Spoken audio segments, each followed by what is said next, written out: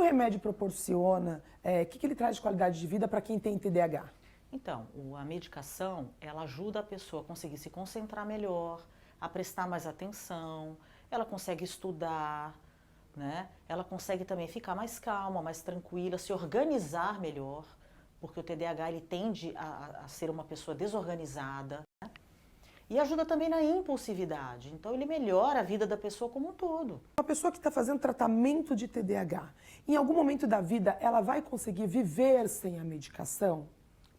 É uma pergunta, né, um pouco complicada, porque assim, cada caso é um caso, isso Sim. varia muito. Tem pessoas, por exemplo, que têm sintomas mais intensos, tem pessoas que às vezes têm outras doenças associadas, mas o que a gente pode fazer? A gente sempre vai acompanhando essa pessoa Tá. e a gente pode ir diminuindo a dose da medicação.